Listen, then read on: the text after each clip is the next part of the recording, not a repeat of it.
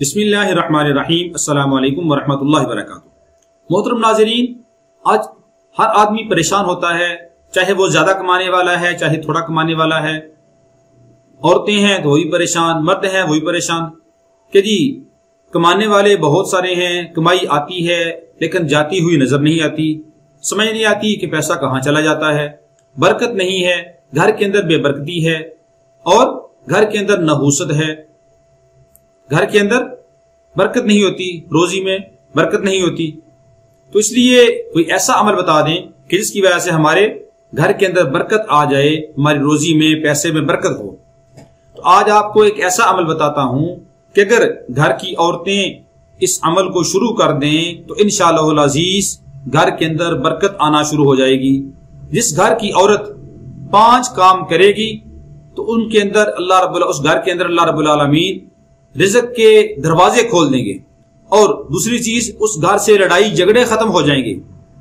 ایک رزق کی فراوانی ہوگی، دوسرے لڑائی جھگڑے گھر میں ہوتے ہیں تو وہ عورت ان 5 کاموں کی پابندی کرے، لڑائی جھگڑے ختم ہو جائیں گے، گھر کے اندر فتنہ فساد ختم ہو جائے گا، میاں بیوی کی ناچاکیاں ختم ہو جائیں گی، اور روزی کے اندر اللہ رب العالمین بے انتہا برکت دیں گے، گویا کہ ایسی جیسے رزق کی آپ کے گھر میں بارش ہوگی۔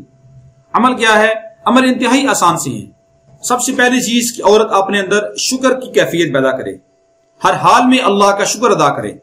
الحمدللہ الحمدللہ، تھوڑا ملے پھر بھی الحمدللہ، زیادہ ملے پھر بھی الحمدللہ۔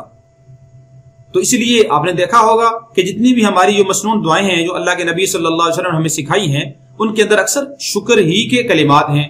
صبح اٹھے الحمدللہ الذی احیانا بعد ما اماتنا والیہ النشور، کھانا کھایا الحمدللہ الذی اطعمنا وسقانا وجعلنا من المسلمین، ٹائلٹ سے باہر گئے تو غفرانک الحمدللہ الذی اذهب عني الاذى وعافانی۔ حدیث پاک کے اندر آتا ہے کہ مسلمان بندہ جب ہر کھانے کے لقمے کے بعد اور ہر پانی کے گھونٹ کے بعد الحمدللہ کہتا ہے، اللہ کی تعریف کرتا ہے، اللہ کا شکر کرتا ہے، اللہ رب العالمین اس بندے سے بہت خوش ہوتے ہیں کہ ہر لقمے کے بعد آدمی الحمدللہ الحمدللہ کہے۔ اسی طرح اور جتنی بھی بہت ساری دعائیں ہیں کہ جن کے اندر شکر ہی کے کلمات ہیں۔ تو ایک تو اپنے اندر شکر کی کیفیت پیدا کرے کہ ہر حال میں اللہ کا شکر ادا کرے۔ جب جو انسان شکر کرتا ہے تو اللہ کا وعدہ ہے لئن شکرتم لازیدنکم، کہ اگر تم شکر کرو گے تو میں تمہاری نعمتوں میں ترقی دوں گا۔ تو شکر کی وجہ سے اللہ رب العالمین نعمتوں میں ترقی نصیب فرمائیں گے۔ پہلا کام تو یہ ہے کہ عورت شاکرہ ہو، ہر حال میں اللہ کا شکر ادا کرنے والی ہو اور ہائے وبیلہ کرنے والی نہ ہو، ناشکری کی کیفیت نہ ہو۔ عموماً حدیث پاک کے اندر آتا ہے کہ اکثر عورتیں ناشکری ہیں کہ وہ ساری زندگی ان کو اچھا ملتا رہے، ایک دن اچھا نہ ملے تو کہیں گی جب سے میں اس گھر میں آئی ہوں تو میں نے تو کبھی سکھ کا سانس نہیں لیا، میں تو بھوکی پیاسی ہو گئی ہوں۔ یعنی اکثر وہ اللہ کی بھی اور اپنے خامدوں کی بھی ناشکری کرتی ہیں۔ اللہ کے نبی صلی اللہ علیہ وسلم حدیث میں فرما رہے ہیں، اس کا مفہوم ہے کہ اکثر عورتیں وہ ناشکری کرتی ہیں، اللہ کی بھی اور اپنے خامدوں کی بھی۔ اس لیے ناشکری کی کیفیت کو ختم کر کے اپنے اندر شکر کی کیفیت پیدا کی جائے، ہر حال میں اللہ کا شکر ادا کیا جائے۔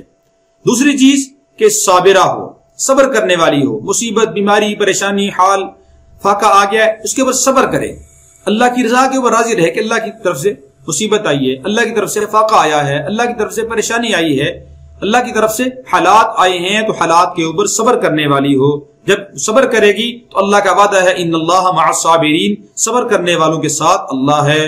صبر کرنے کی وجہ سے انسان کو اللہ کا قرب ملتا ہے، انسان اللہ کے قریب ہوتا ہے۔ جب انسان اللہ کے قریب ہوگا اللہ رب العالمین اس گھر میں وہ روزی کو برسائیں گے، روزی کی بارش برسا دیں گے، اللہ رب العالمین ان کی پریشانیاں دور کر دیں گے، لڑائی جھگڑے ختم کر دیں گے۔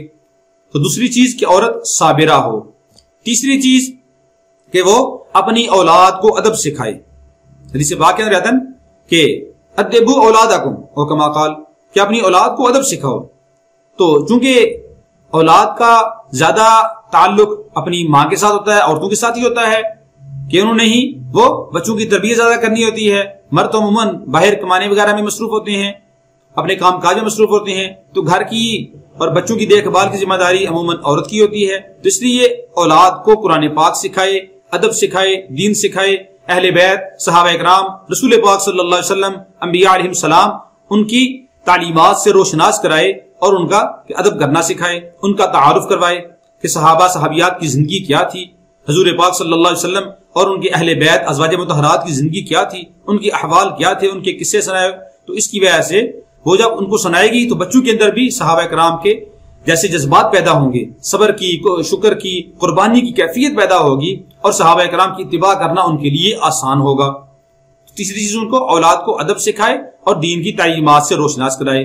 اور چوتھی چیز کہ اپنے خامدوں کی ناشکری نہ کرے، خامند کو تنقید کا نشانہ نہ بنائے، اعتراض نہ کریں۔ عموماً عورتوں کو اپنے خامدوں کے اوپر اعتراض کرنے کی عادت ہوتی ہے، جس کی وجہ سے وہ جب اعتراض کرے گی تو اس سے لڑائی جھگڑا ہوگا اور ناشکری کی کیفیت پیدا ہوگی، صبر نہیں ہوگا، تو گویا کہ جائز سے یہ ساری چیزیں اللہ سے دور کرنے والی ہیں۔ تو تنقید نہ کرے، کبھی بھی اعتراض نہ کرے، تو اس سے انشاءاللہ العزیز گھر میں روزی آئے گی، رزق کی رزق کے اندر برکت ہوگی اور معاملات سارے کے سارے ٹھیک ہو جائیں گے۔ اور پانچویں چیز کہ نماز اور قرآن کی تلاوت کا خود بھی اہتمام کرے اور بچوں کو بھی اس کا اہتمام کروائے۔